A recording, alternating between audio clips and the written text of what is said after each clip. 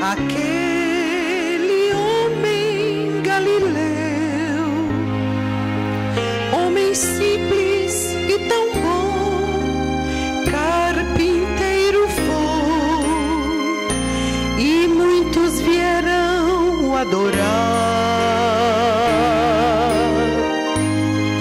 Tem nos olhos o poder de ler até o coração.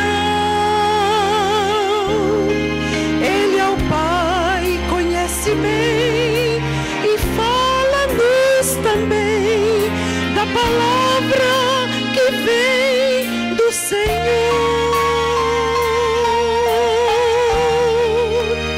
Há poder em teu nome, Jesus.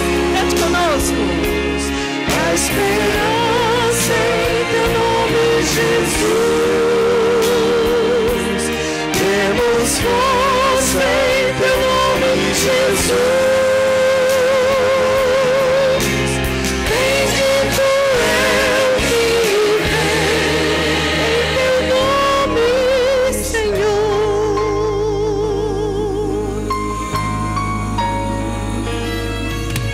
Quando nos vem desilusão e a nossa vida se desfaz, mesmo em meio a tanta dor, ainda existe a paz, crendo no nome do Senhor. O doce nome de Jesus, poder e força produz. Ele está unido ao Pai e fala de amor. Ele vem em nome do Senhor.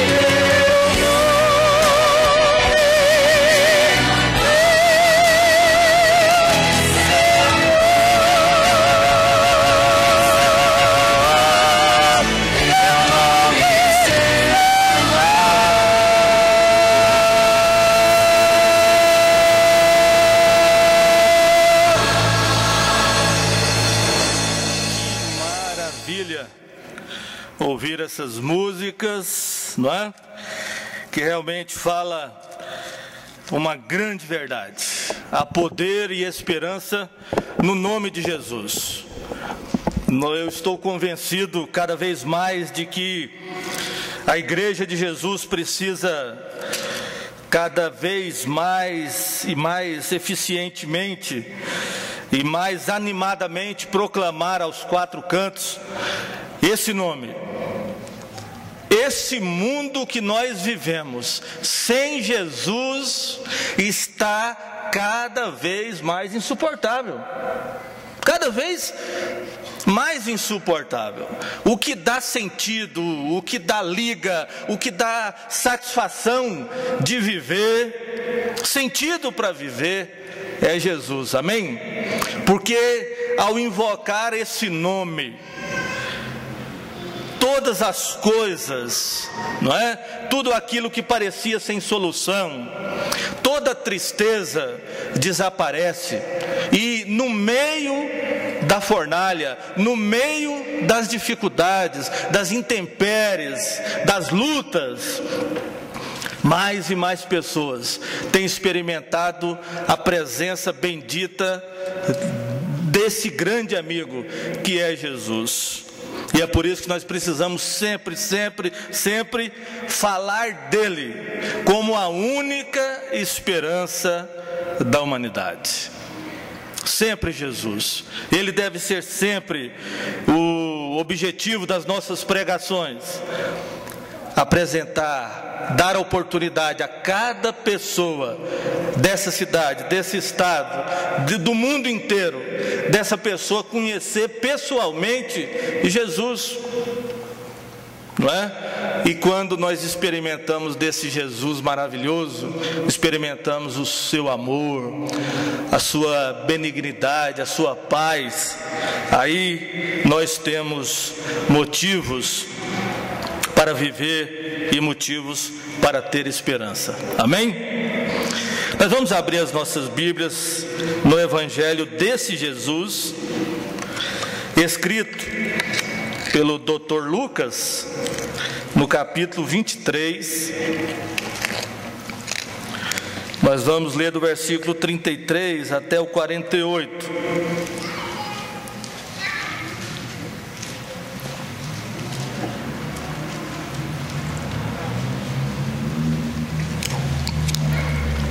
Evangelho de Jesus Cristo, escrito por Lucas, no capítulo 23, de 33 a 48.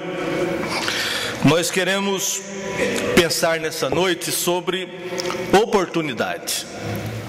E queremos pensar na grande oportunidade que Deus deu à humanidade de escapar de uma condenação eterna, escapar de viver nesse mundo sem esperança, escapar de viver chorando e gemendo durante toda a sua vida.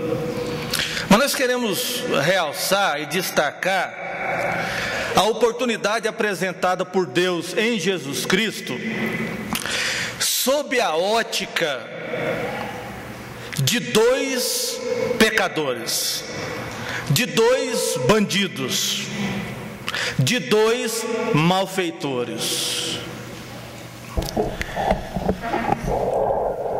E tentar entender que Deus é esse, que Deus é esse, que dá oportunidade a todos, inclusive aos bandidos, que dá oportunidade àqueles que são desprezados pela sociedade.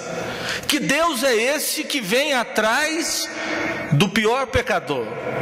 E nós vamos ver e relembrar a crucificação de Jesus, que foi o meio pelo qual Deus utilizou para salvar toda a humanidade, para salvar todo aquele que nele crê, mas sob a ótica desses dois homens, desses dois bandidos, desses dois salteadores, desses dois pecadores. Vamos olhar para esse texto e imaginar Jesus na cruz sob o olhar desses dois homens. Como é que eles olharam para Jesus? E o que eles fizeram com a grande oportunidade? Nessa noite nós queremos pensar nisso. Oportunidade que Deus dá a cada um de nós, não é? O texto vai dizer o seguinte, nós vamos lendo e acompanhando. Deixa a sua Bíblia aberta. E quando chegaram ao lugar chamado A Caveira, ali crucificaram a Jesus aos malfeitores, um à direita e outro à esquerda. E dizia Jesus: Pai, perdoa-lhes, porque não sabem o que fazem. E repartindo os seus vestidos, lançaram sortes.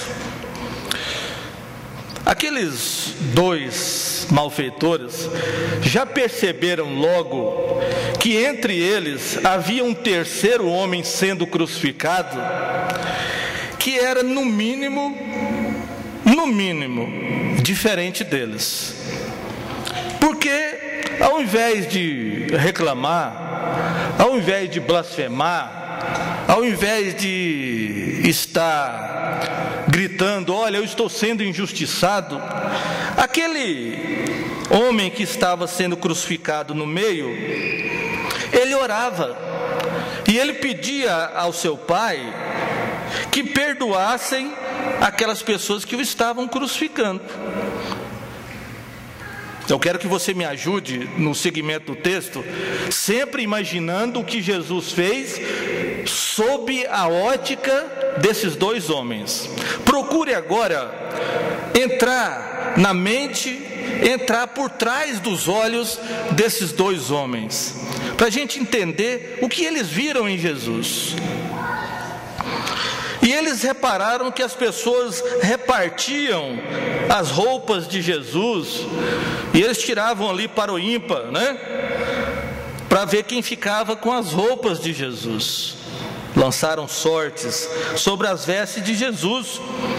E o povo estava olhando tudo. A multidão, Jerusalém naquele dia foi um grande feriado. As pessoas pararam para assistir aquela crucificação. E também os príncipes religiosos, os escribas, os fariseus, os saduceus, zombavam de Jesus, dizendo: aos outros salvou, salve-se a si mesmo, se este é o Cristo, o escolhido de Deus. E aqueles dois homens assistindo a tudo. E além disso também os soldados o escarneciam, chegando-se a ele e apresentando-lhe vinagre. Jesus estava com muita sede, não é? É tão bom, não é? Tomar dá um alívio aqui na garganta, não é? Poder tomar água quando você tem sede. Jesus estava com muita sede, porque já há muito tempo ele estava naquela, apanhando e sendo julgado, sendo condenado. Jesus desejou muito um copo de água fria. Por isso, talvez por isso ele tenha dito: olha, qualquer pessoa que em meu nome der um copo de água fria para o seu semelhante, ele está dando esse copo de água fria para mim. Ele estava desejoso de tomar um copo d'água, mas ao invés de água, os soldados lhe apresentaram vinagre, azedo, não é? Cheiro forte. E zombavam e diziam: se tu és o rei dos judeus, salva-te a ti mesmo.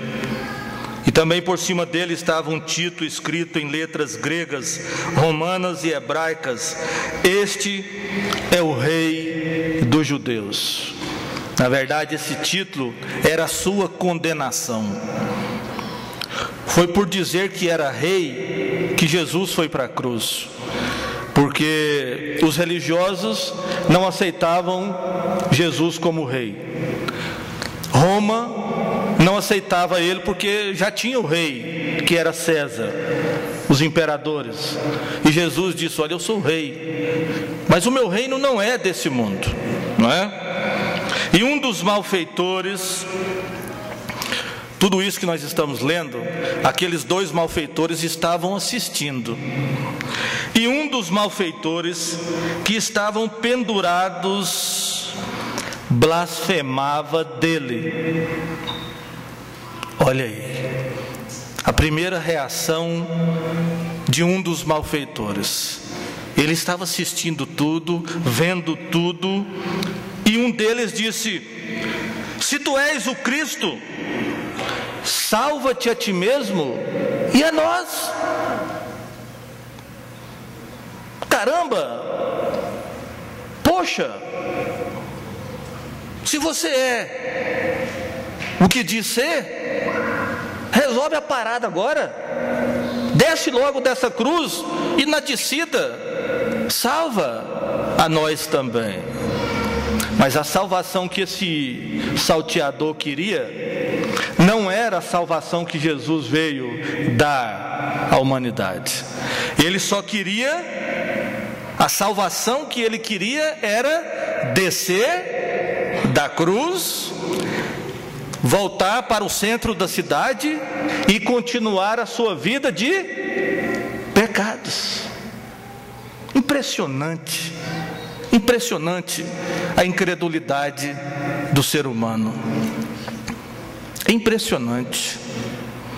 Mesmo assistindo tudo, aquele homem blasfemou de Jesus, ficou bravo com ele. Quantas pessoas hoje em dia estão irritadas com Deus, decepcionadas com Deus, bravas. Tem pessoas bravas com Deus, porque acham que Deus está demorando demais a resolver os seus problemas, porque acham que Deus é obrigado a resolver tudo na sua vida, é obrigado a lhe dar uma vida sem problemas, sem decepções, e muitos estão bravos com Deus, como esse homem ficou. Salva-te a ti mesmo e a nós. Esse homem queria que Jesus desse a ele uma solução momentânea, uma solução para aqui e agora. Esse salteador representa aquela parcela da humanidade que anda atrás de Deus, às vezes, apenas esperando que Deus solucione os seus problemas daqui e agora. Os problemas imediatos. Eu quero descer da cruz. Só me interessa descer da cruz. Ele olhou para Jesus e viu alguém, ele viu apenas alguém que pudesse resolver o seu problema imediato. Quantas pessoas seguindo a Jesus, esperando apenas que ele resolva o seu problema daqui e agora. Está deprimido? Vou pedir ajuda a Jesus. Estou desempregado? Vou pedir ajuda a Jesus. Alguém na minha família está doente? Vou pedir ajuda a Jesus. Meu casamento está indo para o beleléu? Eu vou pedir ajuda a Jesus. Meu filho enveredou pelas drogas? Eu vou pedir ajuda a Jesus. Mas eu quero dele só isso. Depois que ele resolver isso, eu não tenho nenhum interesse nele. Esse homem representa essa parcela da sociedade, da humanidade, que só quer Jesus para que ele resolva os seus problemas, para que ele satisfaça os seus desejos, para que você se dê bem na vida, para que você seja um vencedor, para que você atinja o sucesso. Eu quero descer da cruz. Eu quero ver os meus problemas resolvidos.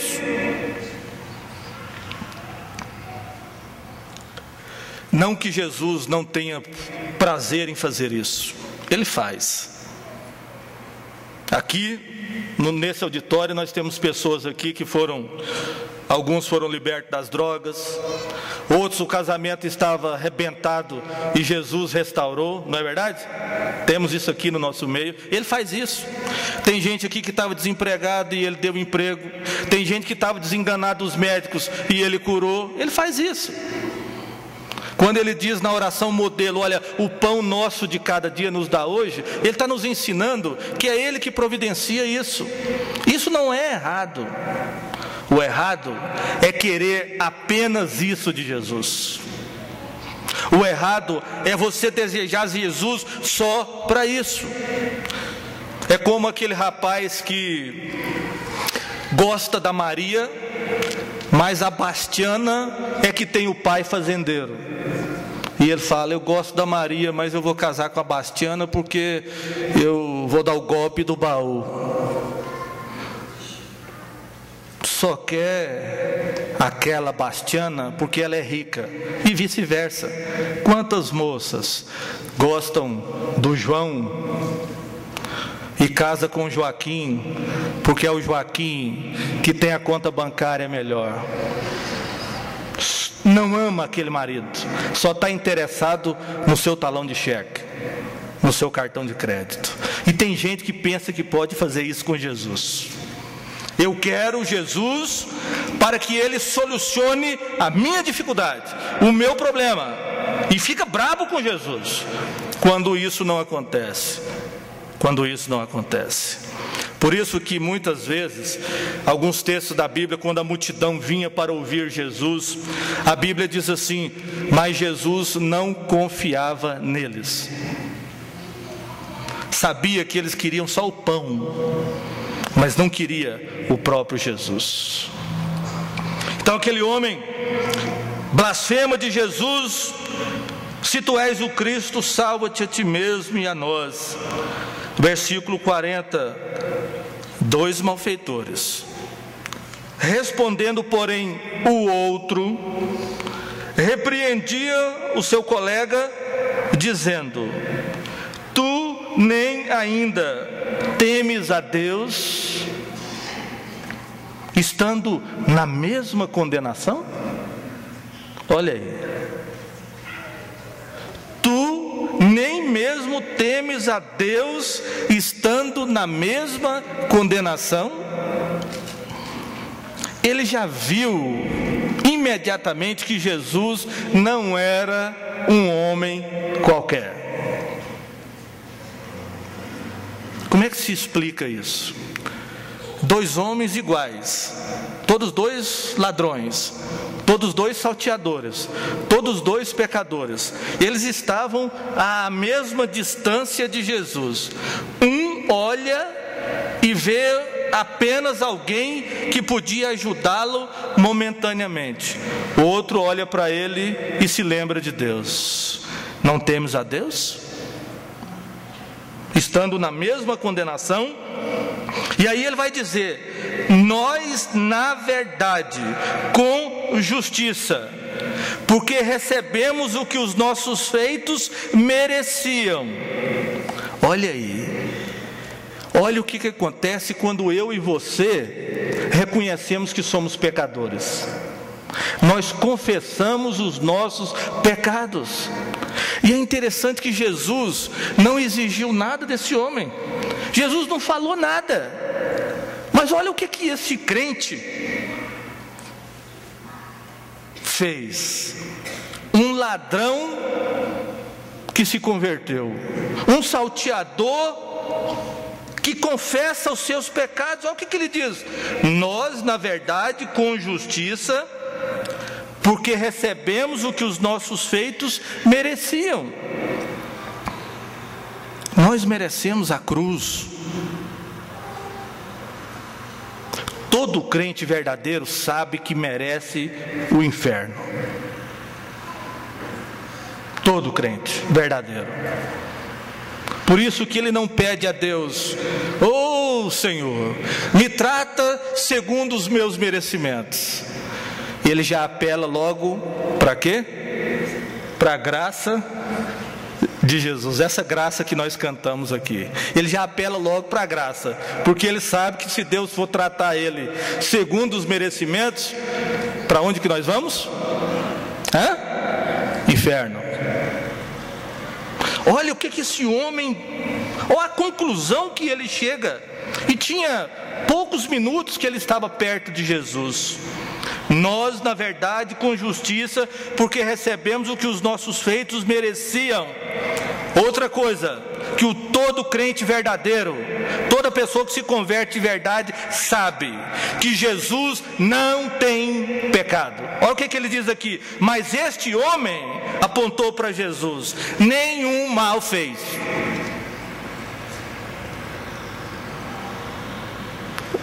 Ele não conhecia Jesus, mas ele estava observando Jesus desde o começo da crucificação. Irmãos, quando alguém começa a observar a vida de Jesus, ele é impactado por essa vida. É por isso que nós pregamos só Jesus. Só Jesus. Se você olhar para a vida de qualquer membro dessa igreja, você vai encontrar defeito, você vai encontrar uma mancha, não é? Não tem nenhum crente, moralmente e espiritualmente, ficha limpa, 100% limpa, não tem nem o pastor, nem o irmão Venâncio, ninguém. O irmão Venâncio é o primeiro da ficha suja, pode acreditar. Por isso que nós pregamos Jesus. Ele, você pode puxar a ficha dele, pode pedir informação, que a ficha dele é limpa. Olha o que esse homem está dizendo. Olha, nós, rapaz, em outras palavras, olha o que ele diz para o seu companheiro: rapaz, eu e você, ontem nós estávamos roubando, enganando, matando, então nós merecemos estar aqui nessa cruz. Mas esse homem, olha para ele, esse homem não é disso, esse homem é diferente, ele não é um homem comum. Nós não podemos jamais olhar para Jesus como um homem comum, e nem tratá-lo como um homem comum. Ele não é.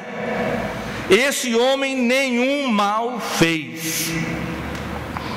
E disse a Jesus, aí ele vira agora, estava falando com seu companheiro de crime, e agora ele vira para Jesus: Senhor, lembra-te de mim quando entrares no teu reino.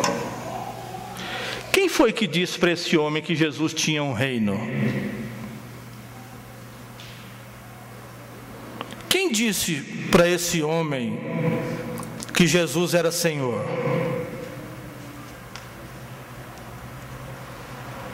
Quem disse para esse homem, quem revelou para esse homem que Jesus tinha poder de levar quem ele quisesse para morar com ele nesse reino?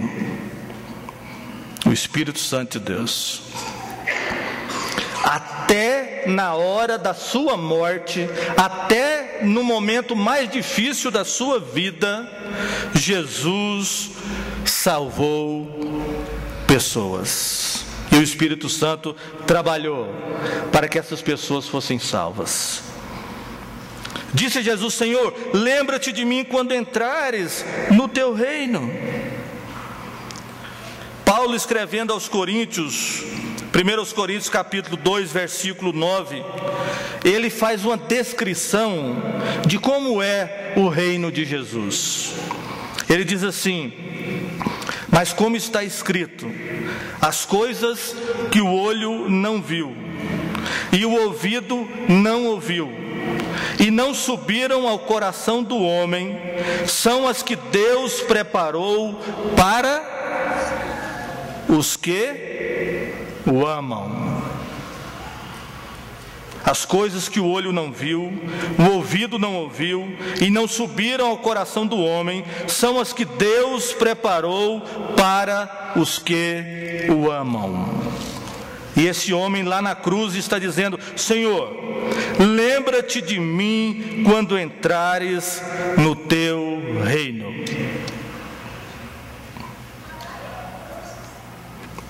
Esse homem estava observando Jesus e percebeu que Ele era Senhor, que Ele era Salvador, que Ele tinha um reino e que Ele tinha de poder de levar para morar com Ele todo aquele que nele cresce, não é?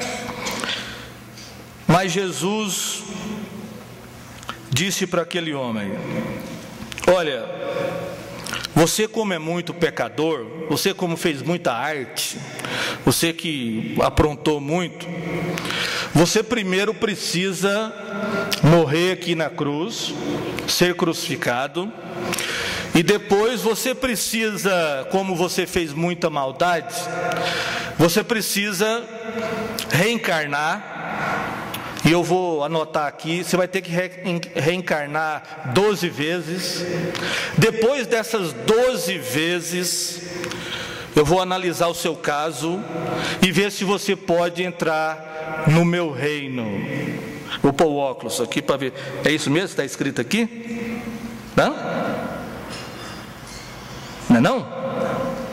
Uai. Por que Jesus não disse isso para esse homem? Ele era um bandido, um ladrão, muito provavelmente um assassino, um latrocida. Era a hora de Jesus dizer para ele: olha, você vai precisar reencarnar para entrar no céu, não é? Mas ele diz: hoje mesmo estarás comigo no paraíso. Hoje mesmo estarás comigo no paraíso. Primeira coisa que ele não disse para aquele homem reencarnar. Primeiro, porque é mentira. Não existe reencarnação. A Bíblia diz, Hebreus 9:27, que ao homem está ordenado morrer quantas vezes? Uma única vez, vindo imediatamente depois disso o juízo, o céu, o inferno. Não existe isso. Se existisse, Jesus teria dito isso para esse homem, porque esse homem, segundo essa doutrina, precisaria reencarnar muitas vezes para se purificar. Mas Jesus disse: olha, hoje mesmo estarás comigo no paraíso. Eu estou indo para lá e eu vou te levar, rapaz. E vai ser hoje. Hoje mesmo estarás comigo no paraíso. Esse paraíso é esse lugar maravilhoso, delicioso, perfeito. A Bíblia diz que é um lugar onde as ruas são de ouro e de cristais. O asfalto de lá não é preto. O asfalto de lá é de ouro. Então vamos pisar em ouro lá, não é? E ali não haverá mais morte, tristeza, dor, guerra. Não haverá mais o crack. Não haverá mais famílias sendo destruídas. Não haverá mais filhos desobedientes. Os pais aí estão, né? Não haverá mais nenhum tipo de problema. Só alegria e alegria eterna. E era já quase a hora sexta, e houve trevas em toda a terra até a hora nona. O sol se escureceu e rasgou-se ao meio o véu do templo. E clamando Jesus com grande voz disse: Pai, nas tuas mãos entrego o meu espírito. E havendo dito isto, expirou. E o centurião, vendo o que tinha acontecido, deu glória a Deus, dizendo: na verdade, este homem era justo. O centurião que antes estava zombando dele, o centurião que antes bateu nele com chicote, o centurião que dava as ordens para os soldados zombarem dele com vinagre, esse homem agora está dizendo: verdadeiramente este homem era justo. O justo morreu pelos pecadores. O homem perfeito morreu pelo transgressor. E toda a multidão que se ajuntara a este espetáculo, vendo o que havia acontecido, voltava para casa batendo nos peitos. E depois de algum tempo, grande parte dessa multidão também se converteu a Jesus. Esse espetáculo que elas assistiram aquele dia, nunca mais saiu das suas mentes e dos seus corações. Nunca mais. E depois você vê no livro de Atos, que essa multidão foi se convertendo. Tinha dia que se convertia 100, 200, 3 mil, 5 mil. Aquelas pessoas que se converteram no livro de Atos, muitas delas fazem parte dessa multidão que assistiu à crucificação de Jesus e entendeu depois. Na hora não tiveram coragem, porque ficaram com medo das autoridades, ficaram com medo também de serem crucificadas, de serem presas, não quiseram se comprometer com Jesus naquele momento. Mas depois você vê essas pessoas lá no livro de Atos, dando as suas vidas pelo Evangelho. Porque essa narrativa, ela é impactante. Essa narrativa mexe com o ser humano. Essa narrativa, ela nos constrange a amar esse Jesus, a entender que Ele é a nossa única oportunidade de escapar da condenação eterna. Mas é verdade. 2 pecadores assistiram à mesma cena. E um quis Jesus e o outro desprezou Jesus. É verdade, a Bíblia não esconde nada. Deus gostaria de naquele dia ter levado para morar no paraíso não só aquele homem, mas ter levado o outro também. Mas o outro não quis. E Deus respeita isso. Deus respeita isso. Apesar de ele ter um lugar extraordinário, maravilhoso. Na verdade, as nossas palavras não podem descrever esse lugar. A verdade é essa. Um lugar sem palavras. Nos esperando todos aqueles que creem em Jesus. Ele gostaria de levar todos para lá, mas ele respeita a vontade do pecador. Ele apresenta essa oportunidade, como apresentou para 2. Repara que ele apresentou para um e para outro. Ele não tem preferência por ninguém. E é bom que a gente aprenda isso. Quando a Bíblia usa a expressão escolhidos, não significa de forma nenhuma que ele escolheu um em detrimento de outro, não. Ele dá sempre oportunidade igual para todos.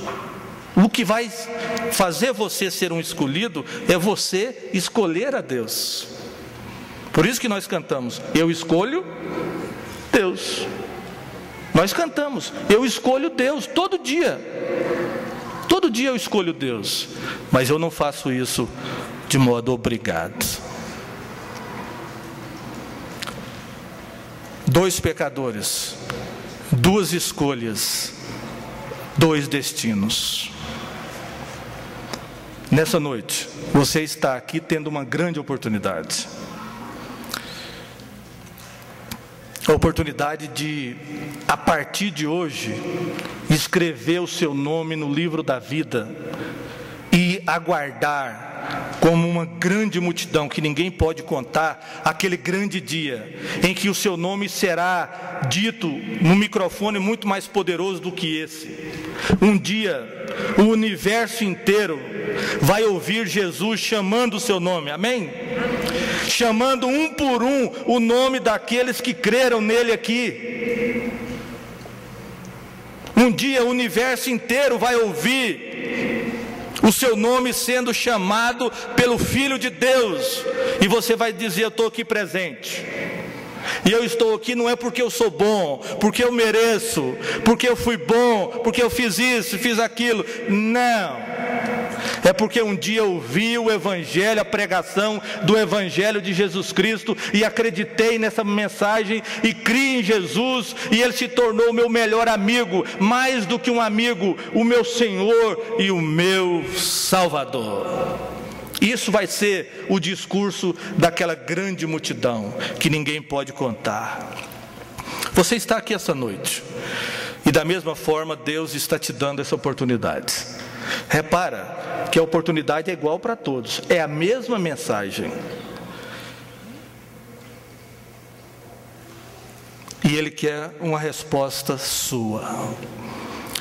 Eu gostaria de pedir agora, aqueles que já escolheram a Jesus, já sabem por experiência própria que essa escolha é a coisa mais séria da vida, mais importante, mais urgente. Vai abaixar a sua cabeça agora e vai clamar a Deus agora para que o Espírito Santo tenha liberdade de agir nesse instante, para que os nossos visitantes que estão tendo a oportunidade de se salvarem nessa noite, de escapar da condenação eterna, possam fazer isso agora. Perceba bem, eu não estou te convidando de jeito nenhum apenas para fazer parte da Igreja Batista. Aliás, eu nem faço questão que você venha para a Igreja Batista. Você pode escolher qualquer igreja que você quiser. Nem o pastor Carvalho faz questão. Nessa noite eu estou te dando, em nome de Jesus, Ele está te dando, o Espírito Santo está te dando a oportunidade de você ir morar no céu. E eu queria saber quantos nessa noite já foram tocados pelo Espírito Santo e que estão apenas esperando uma oportunidade para se manifestarem ao lado de Jesus. Levanta a sua mão, e a igreja quer orar por você e quer te conhecer. Quantos nessa noite? Levanta a mão, em nome de Jesus. Em nome de Jesus, levanta a sua mão.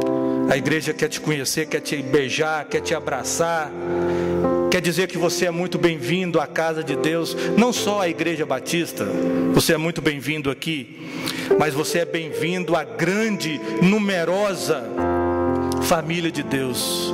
Quantos nessa noite escolhem Jesus? Quantos? Pode levantar a sua mão, em nome de Jesus. Faça a opção por Ele, escolha o melhor. Escolha alguém não apenas para ser um solucionador de problemas na sua vida, mas alguém que possa levar a sua alma para morar na eternidade junto com Ele. Levanta a sua mão. Quantos entenderam essa palavra nessa noite? A igreja está orando por você. Essa noite você está tendo a oportunidade de escolher. Ele está te dando a maior e mais importante oportunidade que o ser humano pode ter, que é a oportunidade de, além de escapar da condenação eterna, poder ir morar na eternidade, no paraíso de Deus, um lugar maravilhoso. Vamos ficar em silêncio um pouquinho. O Espírito de Deus está nesse instante falando ao seu coração, enquanto nós ouvimos essa música suave, a igreja intercedendo.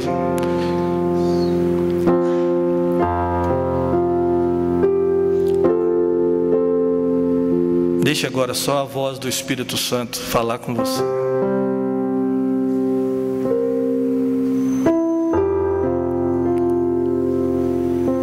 A voz do Espírito Santo, ela é ouvida pelos ouvidos espirituais, os ouvidos da alma, os ouvidos do coração. Ele está dizendo: aceita Jesus, para que você possa ir morar no céu com Ele na eternidade. Quantos nessa noite gostariam de fazer opção por Jesus?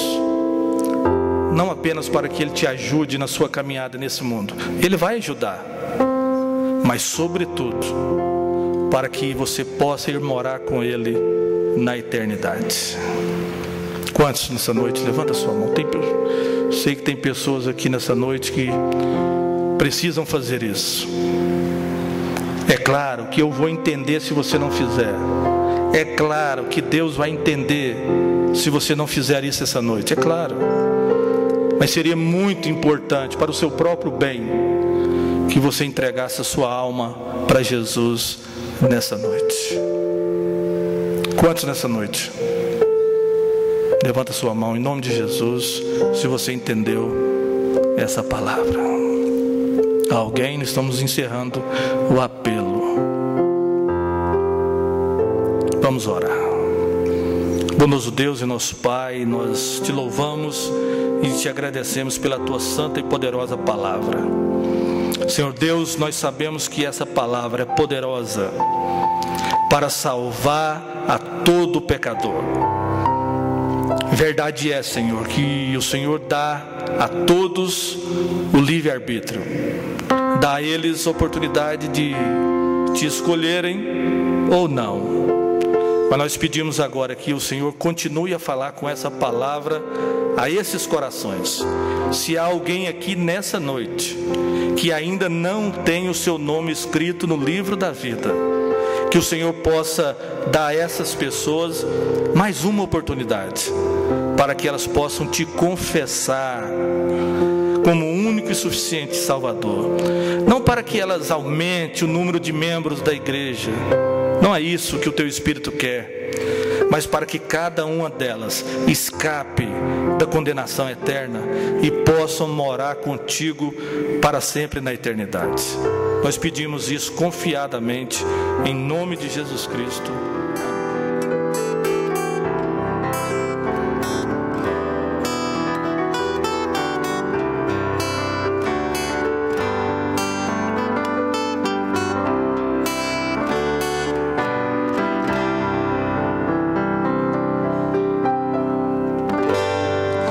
Mesmo imperfeito como eu sou, quero abrir meu coração e te louvar, te engrandecer, pois só tu és o meu Senhor. Mesmo sabendo quem eu sou, cuida de mim com teu amor, com tua paz enche o meu ser, com teu perdão renova-me. Sei que tu estás aqui, há uma expressão de amor, sinto tua presença em mim, quero te louvar. Sei que tu estás aqui, há uma expressão de amor, sinto tua presença em mim, quero te louvar.